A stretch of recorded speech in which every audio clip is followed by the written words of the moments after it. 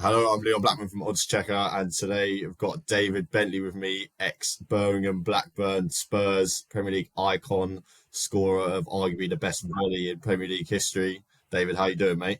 I'm not too bad, mate. I'm not too bad. Nice introduction. Very nice. Look at Hey, hey, you deserve it. You that. deserve it. Thanks for joining us. When we first booked this interview, there was rumours of Ange leaving, and it wasn't actually concrete, but Yeah, that's happened over the weekend. Probably good for us because now we can have a juicy chat about it. Now it's concrete. yeah.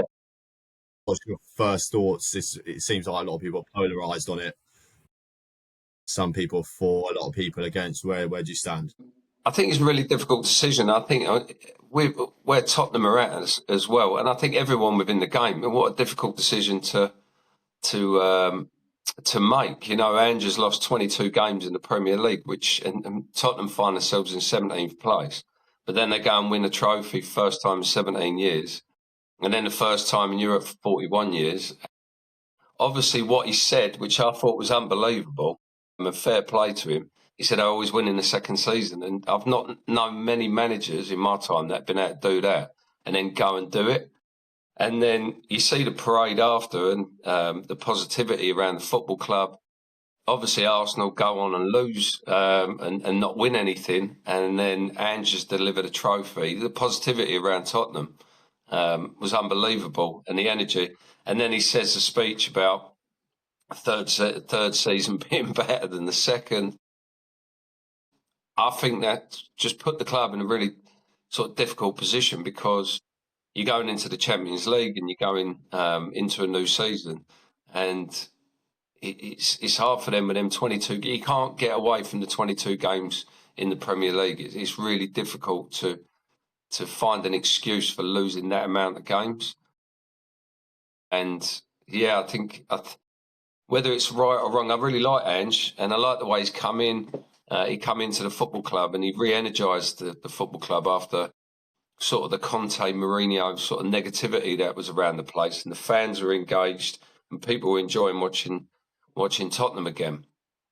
I think the first season, I think they finished fifth, and obviously this season's obviously been difficult, but with certain tactical decisions, I think his adaptability, you can criticise him on them, and I think the club find themselves in a difficult position. I was saying to a lot of my sort of friends and colleagues and so on like that, like, I think it's a unique decision, a unique position. I mean, to be in, obviously winning, creating that win, and then the buzz after it. But also on the negative side, your 22 game losses and finishing 17th in the league.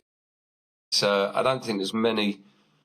I don't think there's ever been a unique position that a football club and the fans, and that's why you're so divided with it, because you can make positive notes for keeping him and positive and negatives and positives for letting him go. So yeah, no, it's difficult. Even though I liked him, I like what he did. Um, you can see why the club have made that decision. So there you go. Yeah, and like you said about the 22 games, like it's a lot of games to lose, and if you're a paying season ticket holder, it's not an experience you want to go through. To have that trophy at the end that they've been clamoring for so long, it just seems like it just seems crazy to let someone go like that who's just delivered what you've wanted, what the fans have wanted for over a decade. Yeah, it's whether keeping him. He could have sort of re-energised the football club and got them. You sort of go into the new season where all the players are bought into what he's doing. That you can recruit new players. That's what I mean. I think you can sit sort of 50-50 on it, really. You can either assess what he did within the Premier League and say that's totally unacceptable. I think it's the manner and sometimes it's the way in which you're losing as well. I think I think it's been highlighted in tactical areas and where, conceding goals from set plays or leaving themselves open at the back and so on. There were injuries as well. There were excuses, but I think just going into each game, just attacking and conceding a lot of goals. I think in the end, the club have looked at it and just thought, well, we can't get away from the fact that has happened, and they've made that decision to sort of move him on. because I think there's some big money coming into the football club. There's going to be recruitment that's going to happen. They've got young players that need developing. They're in the Champions League, and they need to be challenging at the top of the table. Yeah, it's not a decision I would like to have made. No, it's. I think it's a unique one, and there won't be many like that. That sort of happened. I think you see it at Man United. You know, they won the FA Cup. They decided to keep Ten Hag after sort of potentially getting rid of him, and then you got to get halfway through the season. They've had the worst season, Man United, that they've ever had. So potentially they've looked at a situation like that and thought that the mistakes that are happening, they felt as a football club that he wasn't in a position to be able to rectify them. Yeah, very unique, and I think you can sit both sides of the fence. Like, you can have a conversation. I've had loads, and you can make a case for him and against him, and both will win. So that is a unique position. And then I don't know. The other element is obviously bringing a manager in. You know, they're talking about Thomas Frank. I think he's near on confirmed to be manager now, but he comes with a sort of element of inexperience as well. Handling a football club of that size, going into the Champions League. So it's a big decision, big call, and fingers crossed it works out. But it's definitely a unique situation, that one. And just from like what I'm gauging from you, would you have wanted him to stay if you were in Levy's position? Would you have kept him for the season? Would I have kept him? That's what I mean. I think it's. I definitely won't give a direct answer on that, because it's like I just explained. Like, you sit in the middle. I don't think you can go either way with it. You can see the benefits for keeping him and benefits for getting rid of him. Would I have kept him? I don't. Yeah, I think there's other factors that come into it about the way he is around the football club, the way he's perceived by the players. You don't know what the players have been. I know there's certain players that have come out in support of him, but potentially the players, the staff, the board. It depends what his relationships are like with them, because they are factored in keeping someone to manage a football club. And also it depends on who's allocated, or potentially who he's gone to the board with and he wants to sign this year. Potentially there's complete disagreements in the players that he wants to bring in and the players that they feel. So you could have a breakdown that's not only on the pitch, but a breakdown off it. If they're all the factors, then you'd have to get rid of him. If they're not, and it's just purely based on football and it's the energy in the field, then you keep him. So I think it's a little bit more complex than just like, well, let's just get rid of him. I think there's a lot more there than what everybody knows. Yeah. And what you said about the players, that's what I was going to touch on next. You've seen a lot of the players come out on social media giving these big paragraphs saying, thank you, Ange, great memories, etc. And you said like, yeah, it is certain players and maybe others aren't the case. So it seems like those big personalities in the changing room have come out and said, well, thank you for the memory. All positive vibes, which gives the impression that maybe they didn't agree with it. Yeah, no, you do see that, but obviously you see 3 or 4. There's a lot of people that are in the building, a lot of, so yeah, no, there could be a negativity there. I don't know. I'm not privy to it, but you don't know. There's got to be other factors that are taken into consideration on managing a football club that size. I mean, it's going to be, and I think the ambitions. I think if you read the certain rumours within the press, huge investments coming into the football club, and obviously they're in the Champions League. If you're in the Champions League and you want to be challenging on all fronts, and I think it's just them 22 games. I think it is pretty bad when you look at it. Whether the Europa League just wasn't enough to sort of save his job. I think that's how they viewed it. Yeah. And I was going to ask you, did you ever have a situation in your career where you're at a club and maybe the manager got sacked and the players were against that decision, or there was like a group of players in the change room behind him and maybe some against him? One similar to this situation that Spurs are in now? No, I never found myself in that sort of position. I found myself at football clubs when managers were sacked. but yeah, none of that was as unique as this. They were always, they were sacked because, when I first went into Tottenham, one day Ramos, who signed me, he got sacked after 2 or 3 months, and obviously Harry came in. I think it was less than 2 months into the season, and Ramos has been sacked, but he'd sort of lost the dressing room, was doing strange things, and the club obviously made that decision to get rid of him. Other ones, nothing as unique as this. Not where a manager's gone and won a European Cup and then got sacked. No. I think that's why Ange can split you straight down the middle, because obviously you want to see open, expansive, attractive football, but then tactically, there were areas throughout the season. That's why they lost, especially within the Premier League. They've lost games, and I think you're going to do that if you come up. You can't face a PSG team and go hell for leather. We'll try and score more goals than you, or a Barcelona team. You just can't do it. You see that Champions League final, probably one of the greatest finals that there's been. But you've got 2 real solid teams that have really sorted themselves out. But what with Barcelona as well, and Real Madrid, and then you've also got the fact that the other Premier League teams are going to improve this year. They're buying. You see Liverpool, they've got big money they're spending on top players who are going to come in and only going to make them better. So there's so many factors that come into making that decision, and it's not a decision that you can make lightly. So I think you're sort of looking at it going, well, we want to compete at Champions League level. They want the right recruitment and the right manager to be able to do that. And I think the fact that he's lost them 22 games, and I think with Ange as well, his personality changed as well, or his relationship with the press. So he come into the football club, he had a real positive, charismatic way of promoting the football club. And to be fair, over the last 6 months, as that negativity, not only on the pitch, has also been within the press. And sometimes you need the press on your side, to paint a picture from a commercial aspect to the football club and yourself.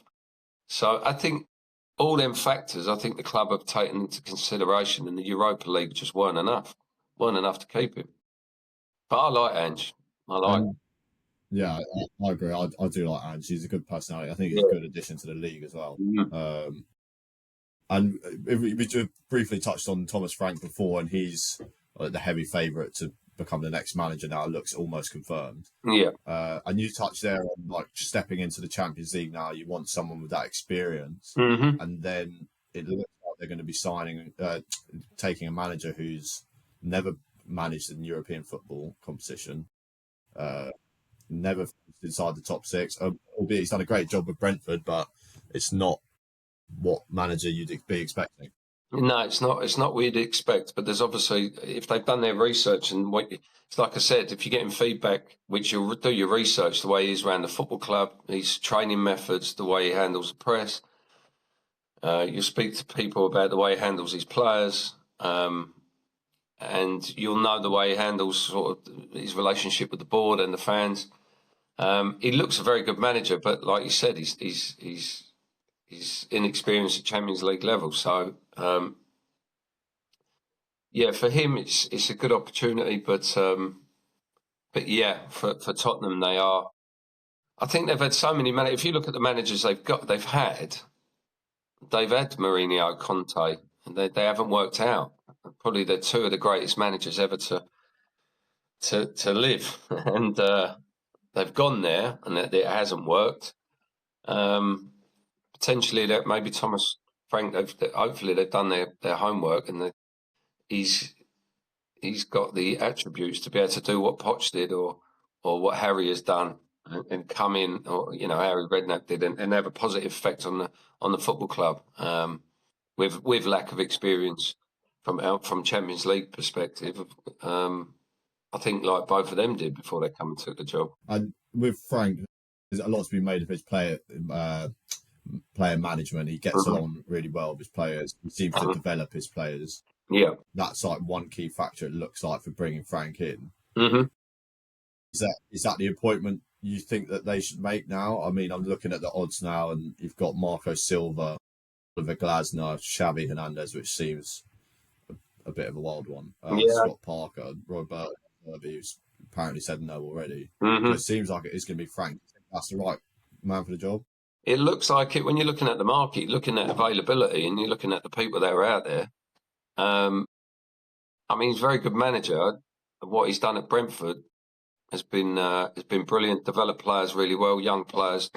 Yeah, he's done well for a club that of Brentford size.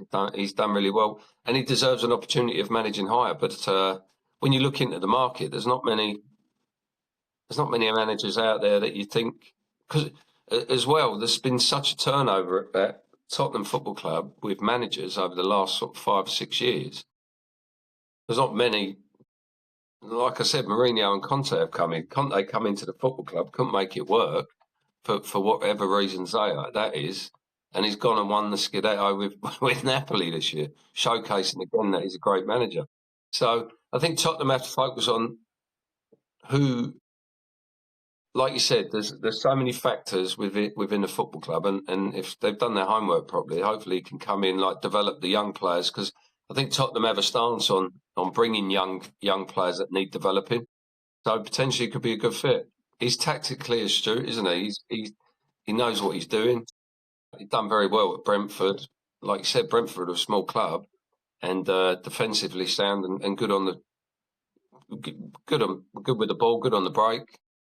So yeah, maybe I think it will be a good appointment. And what a platform Tottenham is for him as well to go in. And I've seen him interviewed as well. Likes his paddle, doesn't he? So he loves it. But he comes across as a good lad. I think it's one of them. It's hopefully a good appointment. But who else do you go and get? Unique position as well. Again, it's Tottenham, isn't it? It's a unique position. Who do you go and get? That is a fit, or make an argument again that who's right? Yeah, I think it's a difficult decision. Yeah. I think it's just like, as you just said, I think it's such a Spursy situation to be in.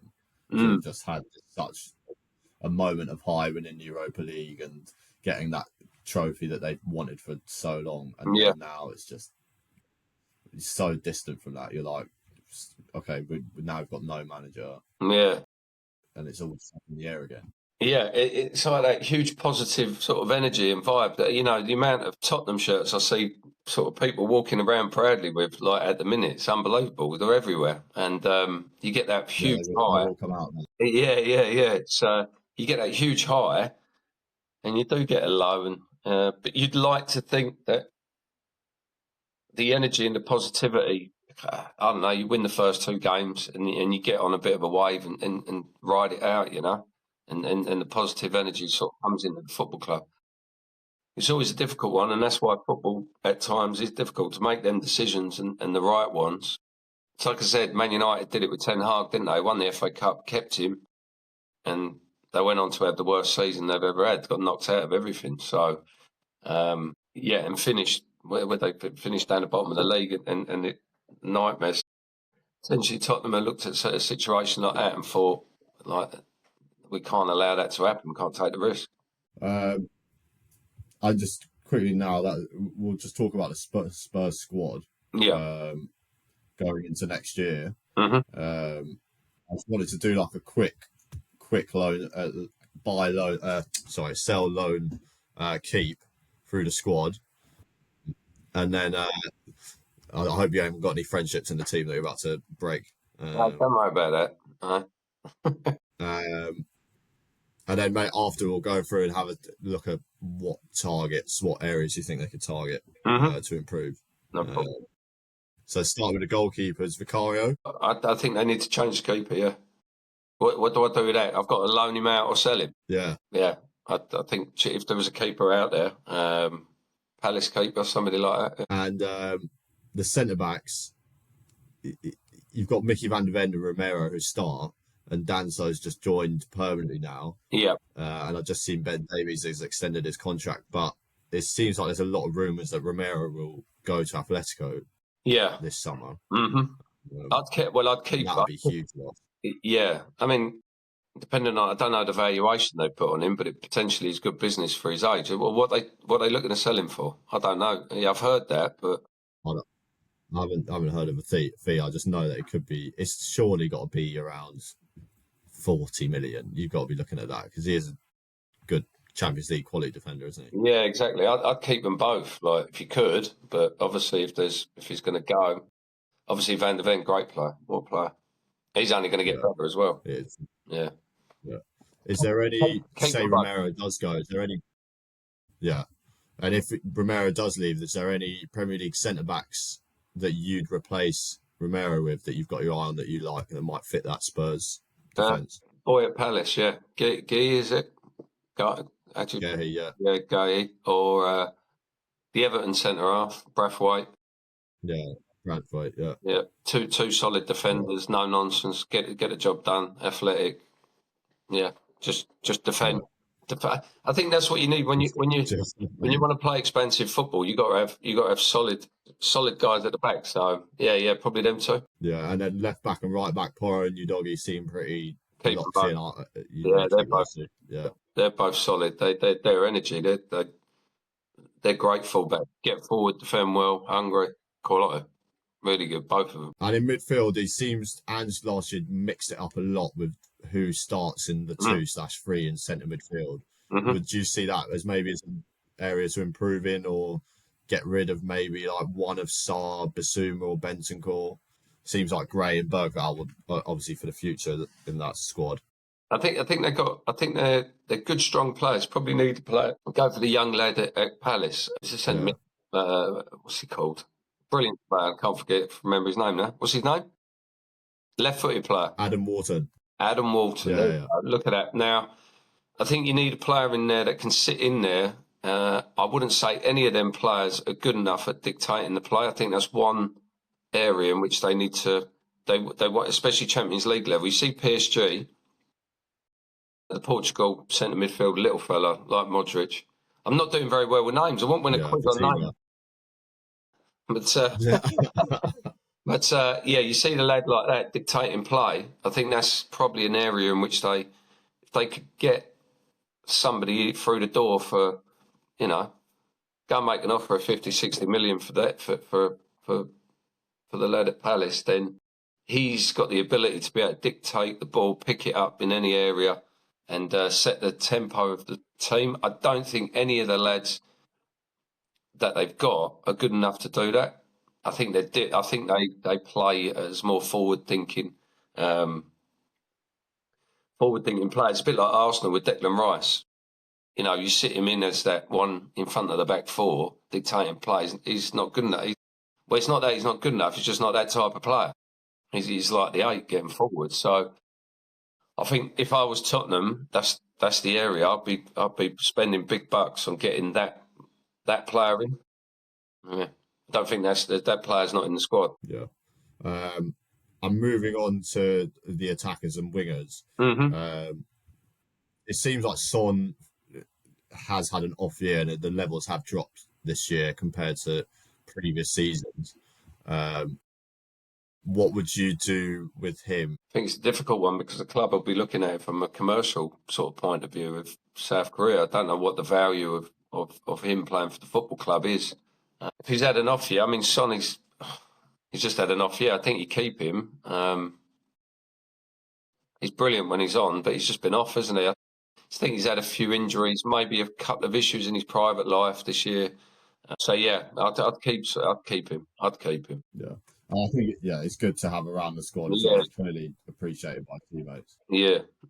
And then Solanke and Tell and Richarlison up front. What do you make of those three options? Solanke, the other two, I'd change. I'd move them players on. Yeah, well, no, I wouldn't sign Tell. Don't think he did enough. And Richarlison, I think even though he's honest and gives it all he's got, I think he'd probably move him on. Solanke, I think, has done brilliant. Immobile, he's great target man. He's one of the best in the league. There's not many better than him as a target man. So, and he's mobile on his feet, scores goals. I think he could, with the right play, with a few additions, he'd get double the goals that he's getting at the minute if you're given the opportunity. But the other two, I'd change. Yeah, And there's one winger out there. If you put Solanke in Liverpool, if you put Solanke in Liverpool's team with Luis Diaz next to him and Salah, he'd get double the goals. So if you can get, they're hard to come by, but if you can get two explosive wingers or creative players in and around him, and you stick somebody in that number 4 position, just dictating play, you're gonna change the whole sort of makeup of the team. Yeah.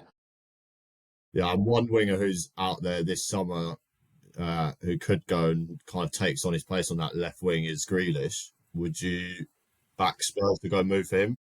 I think he's a great player. Still got an appetite to play the game. Obviously criticised at Man City, but it's the way Man City play, really. He's sort of he does his job, doesn't he? He's had a difficult year. They can get him for the right money. They can't get him, yeah. And he's a good personality as well. I like him. He's good. And I think Tottenham would be a good platform for him to play on. But he's got retains possession well. He probably just needs to score a few more goals. But I think that is because at Man City he's just not being told to do that. So yeah, his minutes are low as well. Yeah. And going to move on to the England squad now. Did you watch that painful match the other day, or did you skip it like I did? Yeah, I did watch it. Yeah, but they're always difficult, them England matches, aren't they? Because you're always end of the season, big long seasons. They've all had a think. They've all been on holiday, I think, and then half of them are getting ready to play. You know, a few of them are getting ready for this Club World Cup and what have you. I don't know. It's a strange one. Yeah, you get the job done. I think it was just job done time. I know the manager come out and said, you know, they didn't like their attitudes and so on, but them games are always difficult to judge. But again, with England, it's the same old. It's trying to fit all the talented players, or what we perceive as talented players in England, into a system that works. Like, it's obviously overloaded. You can't just case again and put all your best players out, but that's the manager's job. He's going to have to bench a couple of big hitters. Yeah, he's going to have to do it, and that's the difficult part. And I'm just going to read out, like, we've got odds on our side at the moment as to players who are going to make the squad, and we've kind of built out what the starting 11 might look like from like the 11 most likely players to go to the World Cup. Yeah, I'm just going to go through it and then give your opinion on it. So in goal, got Pickford, pretty obvious. Trent, Konza, Gehi, and Lewis Skelly at the back. Rice and Jude in midfield. And front four of Saka, Palmer, Foden, Kane. Obviously, we've got season away, but what do you make of that lineup? / how does that look compared to what lineup you play? Well, I think it's a case of obviously having players that can adapt to that. I don't think you can play them all in the same team. I think that's the thing with having Trent at right back. Loves having the ball, loves playing the ball, loves being the one that creates goals and so on. But then you've got Palmer, who loves doing that. Then you've got Foden, who loves doing that. Bellingham loves doing that. Then Rice wants to be the main man. And then Kane wants to be... that's what you've got to manage. It's problems that we've had in the past. And Saka likes to be the main man. That's where you've got to find the balance within the team. And it's even... I forget his name again, but the young lad at Crystal Palace that I want Tottenham to sign. If you stick him in...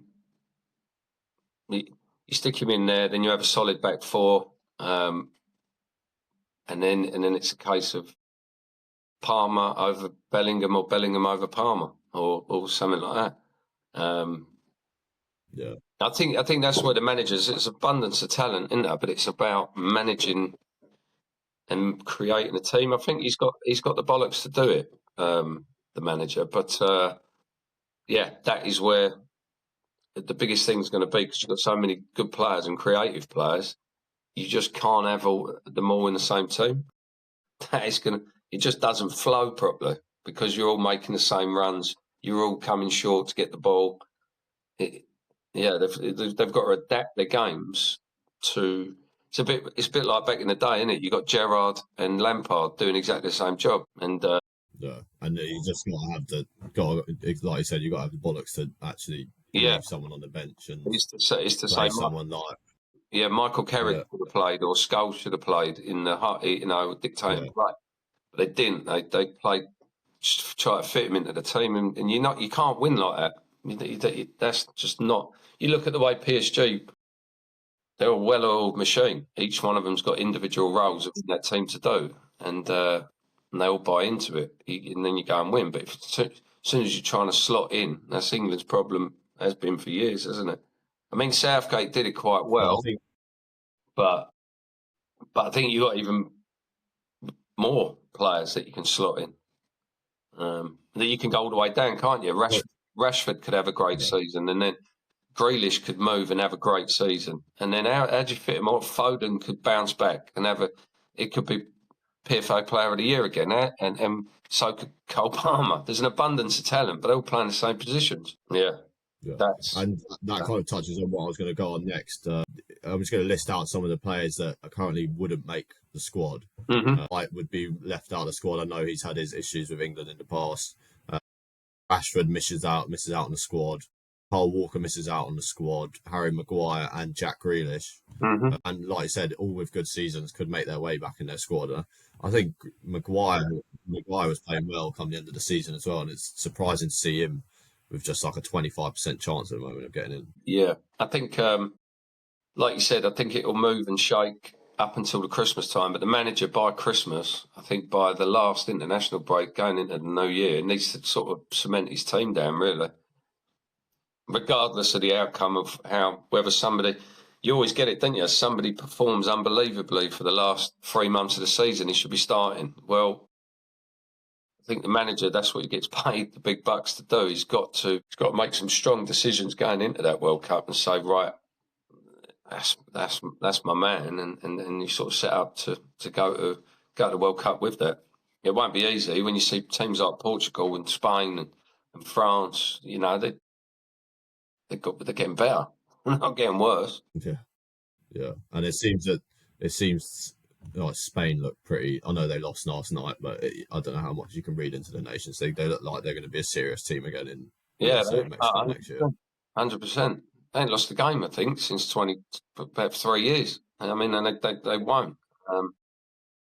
They're only going to get better. I mean, they've got unbelievable players. If you look around the world, they're all doing that. So we got the players. It's just how you fit them in. Yeah. And just quickly before we finish, wanted to touch on the Cheltenham Festival. We saw you enjoying it last year. I'd love to see that. Yeah. Especially from a company we cover so much horse racing. It's nice to see that football horse racing crossover. Yeah. Just tell us a bit about like your experience with the races and what got you into it, and like how often do you go? Don't go that often. I was at Goodwood the other day actually for a client for business. That was good. Beautiful track. I love it. Yeah, I love the sort of atmosphere and so on, and the day out with friends and family. It's always good. And they now the race courses have done so much more to sort of accommodate everyone. What with the live music and obviously the atmosphere and the energy. So yeah, all that's that's all good. And like the Cheltenham, obviously, I went with my wife. I was working for Talk Sport, so I went and did a half-hour slot with them. And then we ended up sort of going down there and staying. And, there I was dancing with the DJ. Loved it. Yeah, it's good. And like you said, I think racing's made a concerted effort like these last couple of years to try and get like a different audience in, because it always used to be this quite exclusive club to go to. And now it's, like you said, it's a lot more accommodating. Yeah, no, definitely.